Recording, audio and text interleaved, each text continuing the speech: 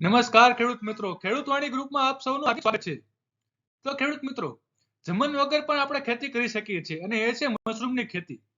આપણે લગભગ બહુ ઓછા પ્રમાણમાં જાણતા હોય છે કે મશરૂમની ખેતીમાં પણ ઘણા બધા લાભો છે અને લાખો રૂપિયાની કમાણી પણ કરી શકો છો. તો આવો જોઈએ મશરૂમની ખેતીમાં શું શું જરૂરિયાત છે, કેવી રીતે કરી શકાય અને તેના લાભો શું છે. જમીન વગર પણ તમે આ પ્રકારના શાકભાજીની ખેતી કરીને વર્ષે લાખો રૂપિયાની કમાણી કરી શકો છો. શહેરો અને ખાસ કરીને ગામડામાં મહિલાઓ ઘરે નવરાશના સમયમાં આ ખેતી કરીને સારી કમાણી કરી શકે છે અને એક સારી પ્રવૃત્તિ કરી આત્મનિર્ભર બની શકે છે. શહેરો કરતા ગ્રામીણ મહિલાઓ આ વ્યવસાય સારી રીતે કરી શકે છે અને એ છે મશરૂમની ખેતી. આજે અમે આપને મશરૂમની ખેતી વિશે વાત કરવાના છીએ. આજકાલ 5 સ્ટાર અને વૈભવશાળી રેસ્ટોરન્ટમાં તેમજ ઘરેલું શાકભાજીમાં મશરૂમનો શાકભાજીને ખૂબ મહત્વ આપવામાં આવે છે. લોકોમાં તેની ખૂબ માંગ પણ છે. મશરૂમના વ્યંજનોમાં ચલણ ખૂબ વધતું જાય છે, તેથી મોટી હોટેલોથી માંડી નાના રેસ્ટોરન્ટ સુધી મશરૂમની ખૂબ માંગ રહે છે. તેથી જ મશરૂમની ખેતી કરીને તમે પણ વર્ષે લાખો રૂપિયા કરી શકો છો. પોષક તત્વોની વાત કરવામાં આવે તો મશરૂમ પોષક તત્વોથી ભરપૂર છે. તેમાં ખૂબ સારી માત્રામાં પ્રોટીન છે, સોડિયમ પણ છે અને તેમાં ખનિજ તત્વો ઉપરાંત વિટામિન બી, સી અને વિટામિન એ પણ છે. એમિનો એસિડ અને કાર્બોહાઈડ્રેટ પણ ભરપૂર હોવા છતાં તેમાં ચરબીનું પ્રમાણ ખૂબ ઓછું છે, પરંતુ ફેટી એસિડની માત્રા વધુ છે. કેટલાક જાણકારોનું માનીએ તો હૃદય રોગીઓ માટે અનુકૂળ ખોરાક છે. આમ 100 કે 200 ગ્રામ મશરૂમનો ખોરાકમાં ઉપયોગ કરવાથી વ્યક્તિને મોટા ભાગની ખોરાકની જરૂર પૂરી થઈ જાય છે. મશરૂમની ઘણી જાતો હોય છે. અહીં અમે તમને ઓયસ્ટર મશરૂમની ખેતી વિશે જણાવવાના છીએ. તો સૌ મિત્રોને નમ્ર વિનંતી, હજુ સુધી ખેડૂત વાણી ગ્રુપને સબસ્ક્રાઇબ નથી કરી તો ખેડૂત વાણીની બાજુમાં સબસ્ક્રાઇબ નું બટન આપેલું છે, તેના પર ક્લિક કરી આજે જ ખેડૂત વાણી ગ્રુપ સાથે જોડાવો. ઓયસ્ટર મશરૂમની ખેતી માટે જરૂરી સાધન સામગ્રી શું છે? તો એમાં પહેલું છે બંધ ઓરડો.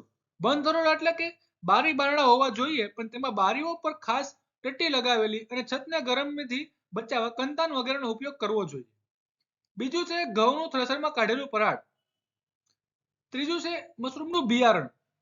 ચોથું છે પ્લાસ્ટિકની 100 ગેજની 30 સેમી પહોળી અને 50 સેમી લંબાઈની થેલીઓ. પાંચમું છે ચપ્પુ, પાણીની જારી, લાકડાના ઘોડા અને થર્મોમીટર.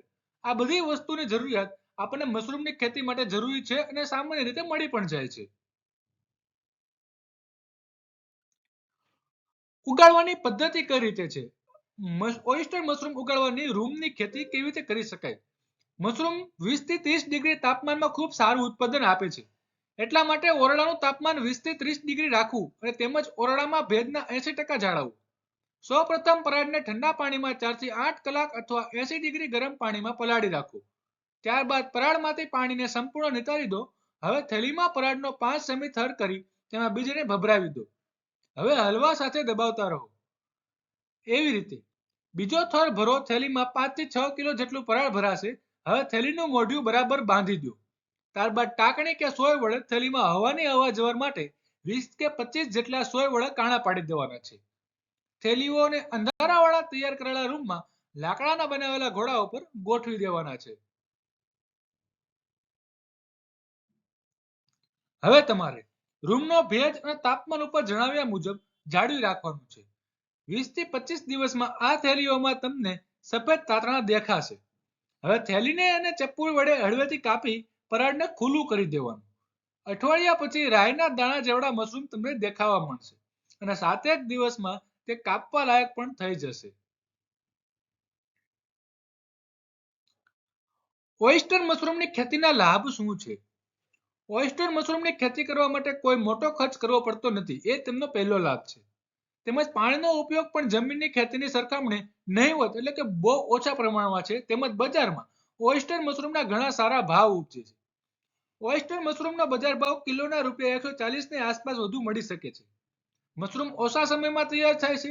પુરુષો ઉપરાંત મહિલાઓ પણ પોતાના નવરાશના સમયનો સદુપયોગ કરીને સારી એવી કમાણી કરી શકે છે. તો ખેડૂત મિત્રો, તમને આ માહિતી પસંદ આવી હોય તો આજે જ ખેડૂત વાણી ગ્રુપની બાજુમાં સબસ્ક્રાઇબનું બટન આપેલું છે અને સબસ્ક્રાઇબ કરી ખેડૂત વાણી ગ્રુપ સાથે જોડાઓ અને આવી અવનવી ખેતીને જેમાંથી લાખો રૂપિયાની તમે કમાણી કરી શકો છો એવી માહિતી મેળવવા માટે આજે જ ખેડૂત વાણી ગ્રુપ સાથે જોડાઈ જાઓ.